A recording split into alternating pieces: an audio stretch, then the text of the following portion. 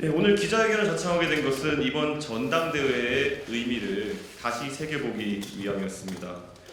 사실 이번 전당대회 과정을 보면서 상당히 의아했습니다. 헌정사에 한 번도 없었던 일들이 일어났습니다. 현대사의 굴곡 속에서 쓰러져간 수많은 민주화의 열망들이 얻고 싶었던 것은 정말 간단했습니다. 만인이 자기 손으로 직접 지도자를 선출할 수 있는 선거권과 스스로가 그 지도자가 되기 위해서 앞으로 나설 수 있는 피선거권입니다. 4.19, 5.18 그리고 87년의 민주화를 거치면서 그것이 바로 민주화의 시작과 끝이었습니다. 하지만 지금 이 정당은 국민의 세금만 지원받고 정작 국민의 의사를 지도자 선출에 반영하지 않는 방식으로 국민 다수의 선거권을 제한했습니다. 그리고 누군가가 자유롭게 출마하려고 할 때마다 커다란 손이 나타나서 큰 채찍으로 때리고 그 뒤를 따라서 그걸 보고 달려든 하이에나들이 연판장으로 물어뜯으며 피선거권의 권리를 박탈하였습니다. 회의실마다 김영삼 대통령의 사진을 걸어놓고 민주화를 숭상한다고 하는 정당에서 처음 해보는 경험입니다. 그런데 처음 해보는 경험이지만은 저는 어디선가 한 번쯤은 겪어본 것 같은 미약한 기시감 속에서 불현듯 떠오른 이야기가 있습니다. 아마 저만이 가지고 있는 기억이 아닐 것입니다. 우리들의 일그러진 영웅이라는 책입니다. 1987년에 쓰여진 이 책을 제가 채 10살이 되기 전에 재미있게 읽었던 기억이 있습니다. 하지만 저는 그 당시에 안타깝게도 이 책이 가진 정치 사회적 함의를 읽어낼 정도로 세상을 알지는 못했습니다.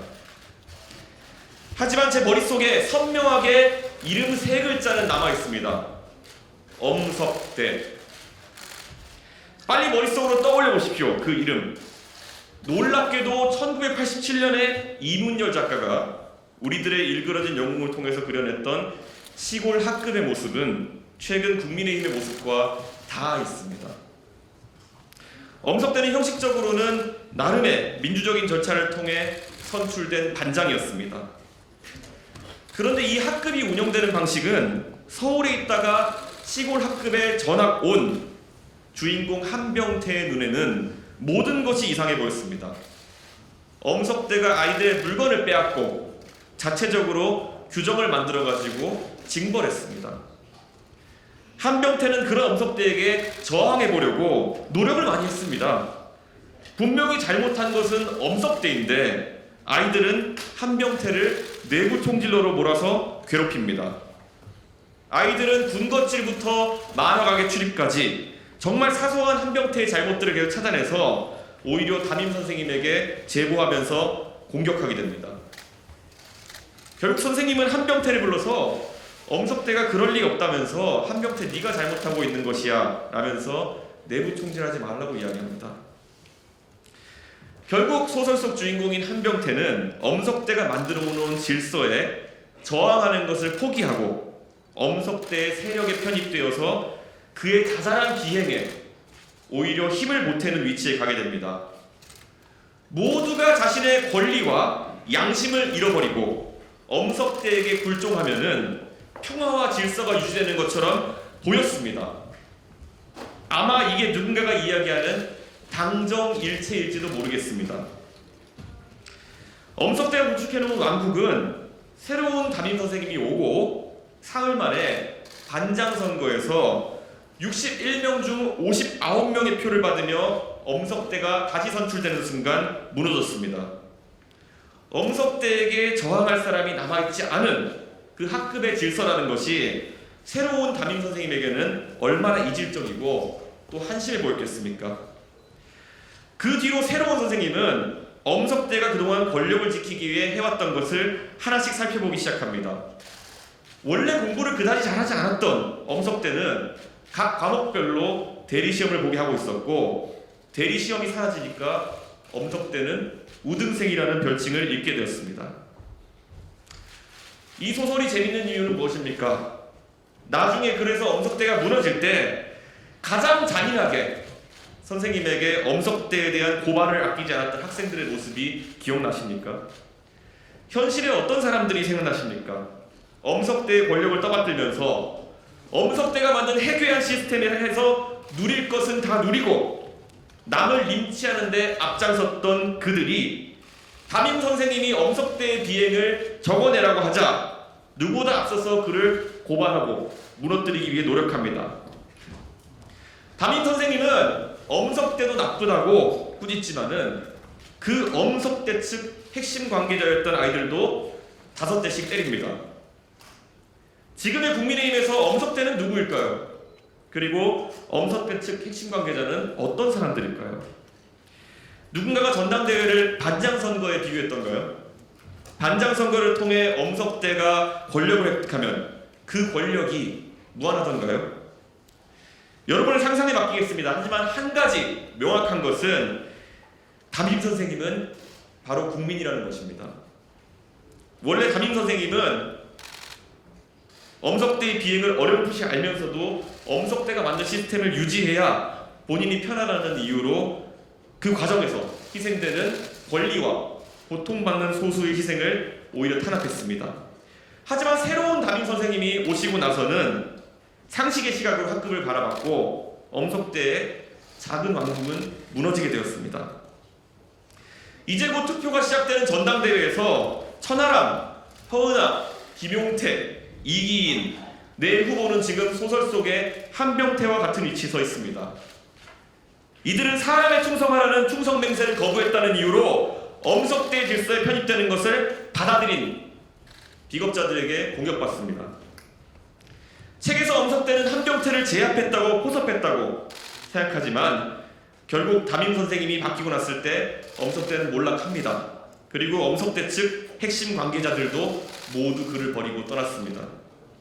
담임 선생님은 바뀔 것입니다. 아니, 담임 선생님은 항상 바뀌어 갑니다. 이미 우리의 선생님인 국민은 우리를 의아한 눈빛으로 쳐다보고 있습니다. 6년 전 우리는 이미 담임 선생님에게 호되게 혼났던 집단입니다. 그때 왜 혼났는지도 다 기억하실 겁니다.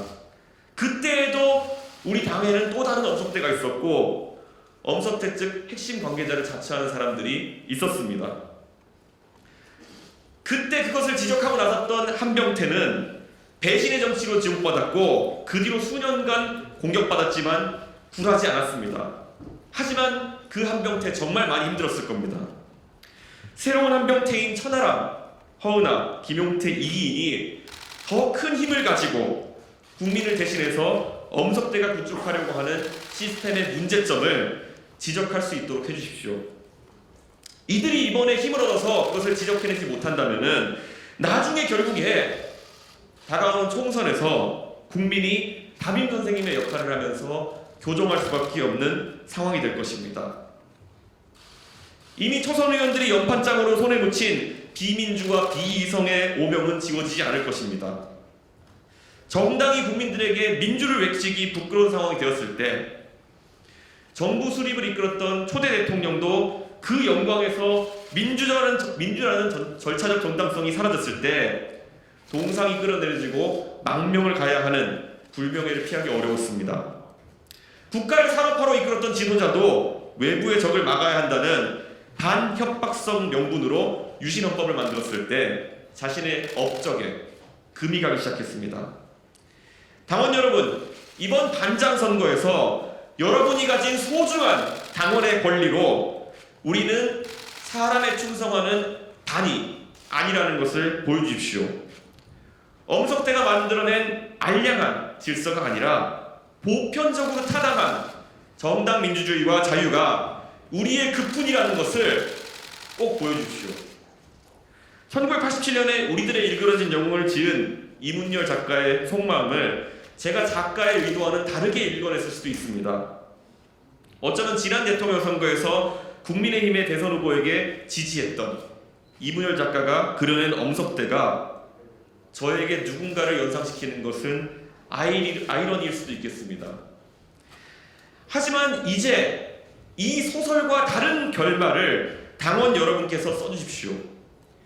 주인공이었던 한병태가 작은 저항, 큰 저항을 시도했다가 담임 선생님까지 엄석대의 편을 들면서 결국 저항을 포기하고 그들의 카르텔에 편입했던 그 이야기와는 다른 이야기를 써주십시오. 우리들의 읽으려는 영웅 속에서 엄석대가 만들어낸 질서가 과연 대한민국의 젊은 세대가 바라는 질서일지 냉정하게 판단해 주십시오. 누군가의 선거권과 피선거권을 막무가내로 박탈해서 얻고자 하는 질서라는 것이 옳은 것인지에 대해서도 옳고 그름을 판단해 주십시오. 우리가 가진 권리와 양심 그리고 개성을 포기하고 얻는다는 질서라는 것이 혹시 역사의 한 페이지 속에서 우리가 봤던 한국식 민주주의와 같은 이상한 질서는 아닐지에 대해서 고민해야 됩니다. 우리들의 일그러진 영웅으로 시작했던 이 전당대회가 어떤 결말로 끝날지는 잘 모르겠습니다. 실제 이문열 작가가 써내려갔던 엄석대의 마지막은 엄석대 개인에게 매우 큰 비극이었습니다. 저는 다르게 결말을 쓰고 싶습니다. 적어도 저는 그 결말이 안데르센의 동화 벌거숭이 임금님이 되진 않았으면 좋겠습니다. 벌거숭이 임금님의 엔딩을 다 기억해 보신다면은 어떤 꼬마가 임금님이 벌거벗었다고 외치자 임금님은 부끄러웠지만은 갑자기 태세 전환할 수 없어가지고 채통을 생각해서 끝까지 행진을 감행한다는 비극적인 결말입니다. 차라리 저는 결말이 임금님 기는 당나귀 기가 되었으면 좋겠습니다. 다들 희미한 기억 속에 그 결말이 기억 안 나실 수도 있겠지만은 임금님 기는 당나귀 기의 결말은 왕이 컴플렉스를 벗어던지고 백성의 소리를 잘 듣기 위해서 귀를 덮고 있던 모자를 벗어던지고 성군이 되는 결말입니다. 당원 여러분의 투표로 이 소설의 결말을 바꿀 수 있습니다. 천하람, 김용태, 허은하, 이기인 이 네 사람이 소설상의 나약한 한명태로 끝나지 않도록 모두 투표에 나서주십시오. 오늘 저는 책 이야기를 했습니다. 사람 이름이 나오지 않았습니다. 엄석대를 누구와 매칭해서 생각할지는 여러분의 자유이고 고민입니다.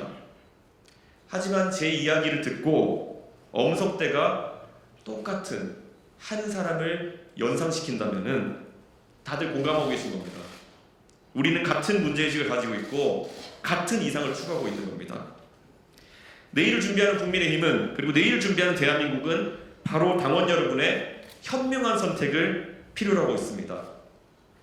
감사합니다.